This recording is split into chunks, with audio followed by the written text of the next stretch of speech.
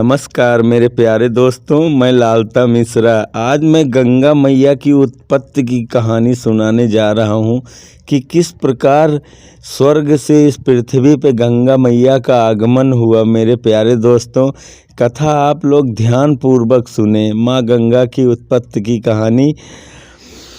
एक बार क्या होता है मेरे प्यारे दोस्तों, राजा सगर होते हैं, सूर्य वंश के राजा होते हैं ये। इसी वंश में भगवान राम भी पैदा हुए हैं। तो राजा सगर के 60,000 पुत्र थे। भाई जी, जिसके 1 2 4 पुत्र होते हैं उसके पैर जमीन में नहीं पड़ते। और राजा सगर के 60,000 पुत्र, उन्होंने चक्रवर्ती होने का ऐलान कर दिया कि चारों दिशाओं में कोई उनकी बराबरी नहीं कर सकता। इसलिए फिर क्या हुआ, उन्होंने यज्ञ का घोड़ा छोड़ दिया।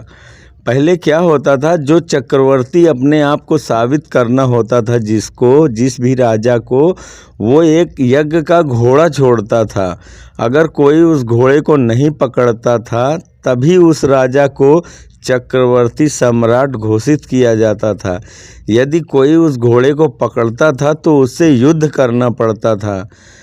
तो क्या हुआ, राजा सगर ने जब चक्रवर्ती होने का ऐलान किया, अपना घोड़ा छोड़ा, तो इंद्र और राजा सगर उस समय यज्ञ कर रहे थे। उनका आखिरी यज्ञ था। 100 यज्ञ होते थे। उसके बाद क्या होता था, 100 यज्ञ के बाद कि जो भी व्यक्ति 100 यज्ञ पूरे कर लेता था उसको किसी न किसी जन्म में इंद्र का इंद्रासन मिलता था, राजगद्दी मिलती थी। उसे वहाँ पे भी रहना पड़ता था, क्योंकि जो 100 यज्ञ पूरे कर लेता था, उस समय का ये प्रावधान था कि जो भी व्यक्ति 100 यज्ञ पूरे करेगा उसे इंद्र का इंद्रासन जरूर मिलेगा एक जन्म के लिए। तो राजा सगर के 100 यज्ञ पूरे हो, 99 पूरे हो गए थे, आखिरी यज्ञ चल रहा था 100वां। इस बात को सुन के इंद्र परेशान हो गए। उन्होंने सोचा कि यदि राजा सगर का 100वां यज्ञ पूरा हो गया तो वो हमारे सिंहासन के अधिकारी हो जाएंगे, फिर हमें ये सिंहासन छोड़ना पड़ेगा। इसके लिए उन्होंने क्या किया कि जो यज्ञ का घोड़ा उन्होंने छोड़ा था उसको वो छुपा के ले गए पाताल लोक। पाताल लोक में भगवान कपिल मुनि तपस्या कर रहे थे। उनके आश्रम में बांध दिया घोड़े को इंद्र, और वहाँ से चले गए वो। तो राजा सगर के 60,000 पुत्र घोड़ों की तलाश करने लगे, कहाँ गया घोड़ा। उन्होंने जरा देर में आकाश पाताल सब एक कर दिया और धरती खोद डाली। प्रशांत महासागर खोद के नीचे चले गए पाताल लोक में। वहाँ जाके देखा तो कपिल मुनि के पीछे वो घोड़ा बंधा हुआ था। और कपिल मुनि तो अपनी तपस्या में लीन थे, परम गहरी समाधि में थे वो तो समय और से ऊपर चले गए थे, परमात्मा के संग एक हो गए थे कपिल मुनि। उसी को तो समाधि कहते हैं। तो फिर जब राजा सगर के 60,000 पुत्रों ने देखा तो क्रोध में आ गए। क्रोध में आके जाके उन्होंने कपिल मुनि के छाती पे लात मार दी। बोले कि दुष्ट कहीं का, हमारा घोड़ा तू यहाँ लाके बांध रखा है। तो और कपिल मुनि को ये वरदान था प्रभु का, क्योंकि उन्होंने प्रभु की आज्ञा से समाधि में गए थे। उन्होंने कहा था कि जो भी हमारी समाधि तोड़ेगा और हमारे नज़रों के सामने आएगा वो जल के भस्म हो जाएगा।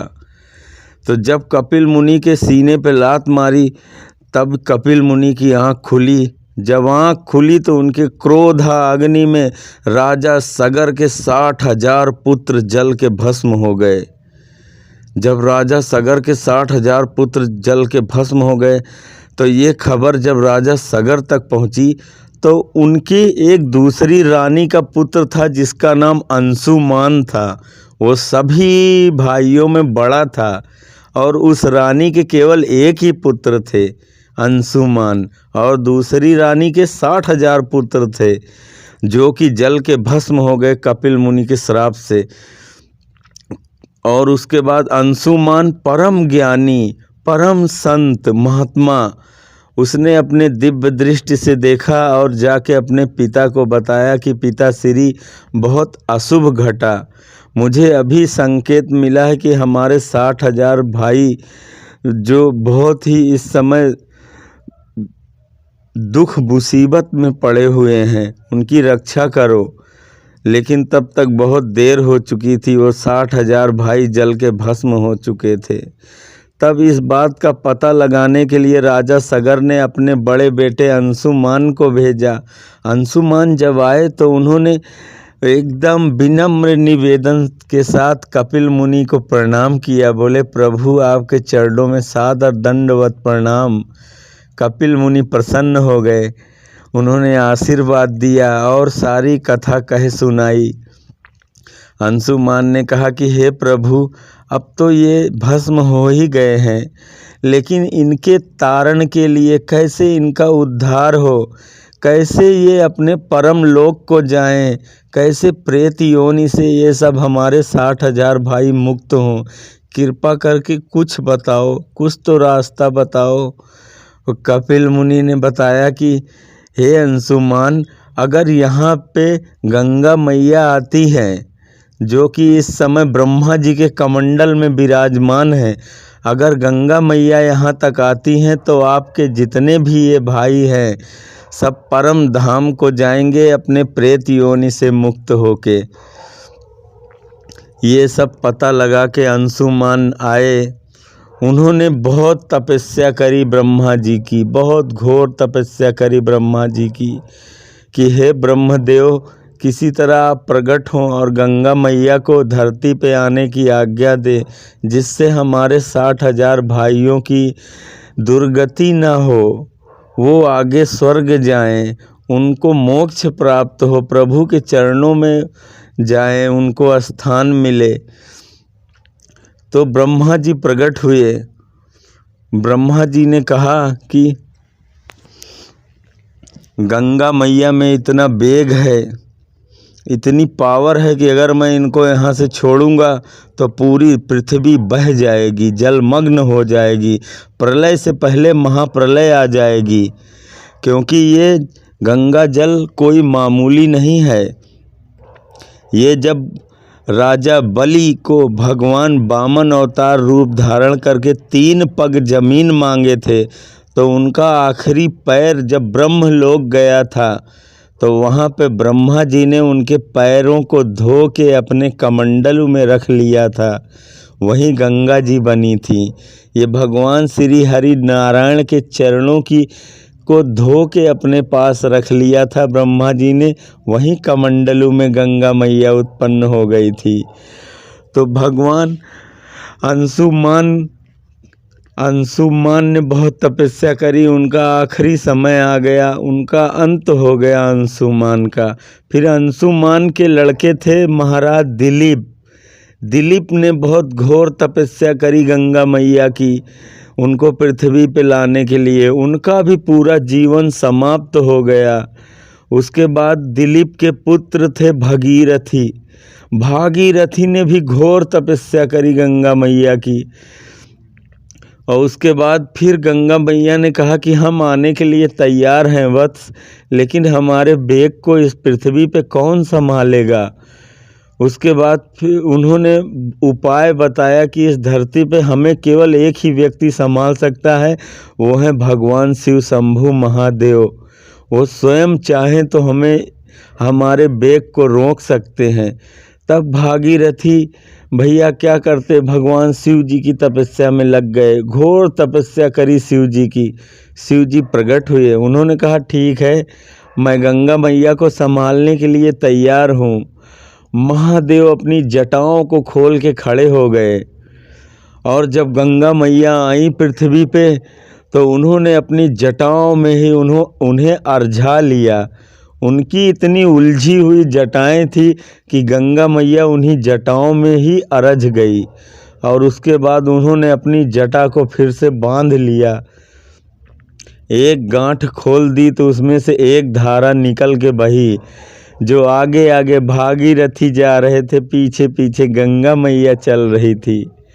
उनके पीछे पीछे भागीरथी के चलती जा रही थी, क्योंकि उन्हें तो गंगा सागर तक जाना था, जहाँ कपिल मुनि तपस्या कर रहे थे और जहाँ राजा सगर के 60,000 पुत्र भस्म हुए थे, वहाँ लेके जाना था गंगा मैया को। गंगा मैया को लेके चलते जा रहे थे भगवान, तब वो भागीरथी। तभी पे वहाँ पे जन्नू ऋषि का आश्रम था। जन्नू ऋषि बहुत ही परम महात्मा थे, बहुत ही सिद्ध महात्मा थे, बहुत शक्ति थी उनके पास, बहुत सारी सिद्धियाँ थी। गंगा मैया का वेग इतना तेज था कि उन्होंने जन्नू ऋषि का आश्रम ही बहा ले गई। जब जन्नू ऋषि का आश्रम बहा ले गई तो जन्नू ऋषि बहुत क्रोध में आ गए, और क्रोध में आके उन्होंने दंड देने का फैसला किया गंगा मैया को। फलस्वरूप क्या हुआ कि उन्होंने अंजलि लगा के पूरे गंगा जी के पानी जल को पी लिया, पूरा गंगा जी को पी गए वो। अब भागीरथी परेशान, अब सूखे पत्ते खड़खड़ा रहे उनके पीछे। अरे उन्होंने कहा, महाराज मैंने बहुत तपस्या करके गंगा मैया को यहाँ तक ले आया हूँ, मेरे प्रभु इनको छोड़ दो। मेरे 60,000 पुरखे जो हैं वो सब नरक में पड़े हुए हैं, के उद्धार के लिए तो मैं गंगा मैया को लेके जा रहा हूँ गंगा सागर तक। पर जन्नू ऋषि नहीं माने, उन्होंने गंगा मैया को पी लिया और पी के अपना एक जगह चले गए और आंख बंद करके समाधि में डूब गए। अब भागीरथी बहुत परेशान हुए कि अब क्या करें, इतनी तपस्या, इतनी समाधि, इतनी मेहनत करके यहाँ तक ले आए और जन्नू ऋषि महाराज बाबा इसको पी गए, अब क्या करें। फिर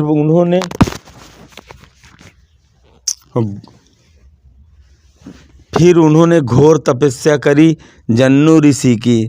जन्नू ऋषि महात्मा थे, महात्मा तो सदैव कल्याण करते हैं, और तुरंत प्रसन्न हो गए। उन्होंने कहा, भागीरथी गंगा जी पृथ्वी पे इतने दिन से चली आ रही हैं, बहुत सारे पापों को बटोर लिया है इन्होंने, और उसी को नष्ट करने के लिए हमने गंगा मैया का पान किया था, आप इनको ले जाएं फिर से। जन्नू ऋषि ने फिर सोचा कि अगर हम इनको अपने मुख से निकालते हैं तो गंगा जूठी हो जाएंगी, और अगर हम दूसरे इंद्रियों से गंगा जी को निकालेंगे तो गंगा मैली हो जाएंगी, दूषित हो जाएंगी। तो फिर जन्नू ऋषि ने अपना जंघा फाड़ दिया, अपना जंघा चीर दिया, और वहाँ से गंगा जी निकली। इसीलिए तो गंगा जी की पर्यायवाची पढ़ो, उसमें गंगा जी का एक नाम जानवी भी है। जन्नू ऋषि ने अपना जंघा चीर के गंगा जी को आगे निकाला, इसलिए उनका एक नाम जानवी भी पड़ गया। और वहाँ से जानवी मैया आगे बढ़ी और आगे आगे भागीरथी पीछे पीछे गंगा माता वहाँ पहुँची जहाँ राजा सगर के 60,000 पुत्र भस्म हुए थे। वहाँ जब पहुँची तो गंगा मैया के स्पर्श, उस राख का स्पर्श करते ही सारे मोक्ष को प्राप्त हो गए, और सभी जय गंगा मैया बोलते हुए, जय भागीरथी महाराज बोलते हुए सभी प्रभु के परम धाम को गए। इस प्रकार से गंगा मैया ने इस धरती पे अवतरण लिया है। मेरे प्यारे दोस्तों, आपको कथा पसंद आई हो तो हर हर गंगे ज़रूर बोलें, और ऐसी और कथा सुनने के लिए हमारा चैनल ज़रूर सब्सक्राइब कर लें। जय हो गंगा मैया, जय श्री राधे कृष्ण।